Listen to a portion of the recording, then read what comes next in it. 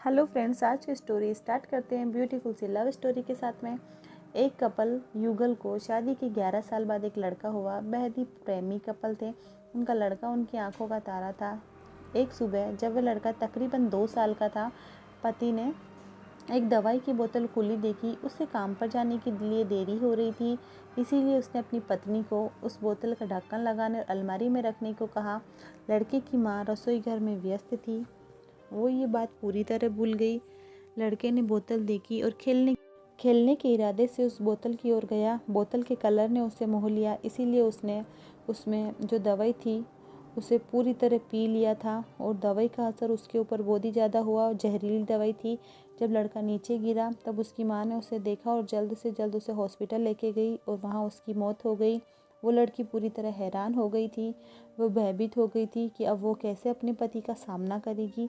जब लड़के के परेशान पिता ने हॉस्पिटल में आए और उन्होंने अपने बेटे को मृत पाया और अपनी पत्नी की ओर देखते हुए सिर्फ 4 शब्द कहे। आपको क्या लगता है कौन से कहे होंगे 4 शब्द? पति ने सिर्फ इतना कहा, मैं तुम्हारे साथ हूँ, आई लव यू जान। उसके पति के आश्चर्यजनक व्यवहार को देखकर वो भी हैरान हो गई। उसका लड़का मर चुका था, वो उसे कभी वापस नहीं ला सकता था और उसकी पत्नी को भी कसूरवार नहीं ठहरा सकता। इसके अलावा आगे उसने खुद ने वो बोतल उठा के बाजू में रख दी होती तो आज उसके साथ ये नहीं होता।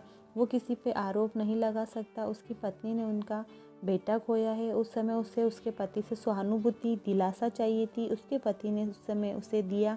कभी कभी हम इसी में समय व्यर्थ कर देते हैं कि परिस्थिति के लिए कौन जिम्मेदार है, कौन आरोपी है। ये सब हमारे आपसी रिश्तों में होता है, पर हमें परिस्थिति देखकर आवेश में आकर अपने रिश्ते जो हम भूल जाते हैं और ख़राब कर देते हैं, उस समय हमें एक दूसरे का सहारा बनना चाहिए। एक दूसरे के ऊपर आरोप नहीं लगाना चाहिए।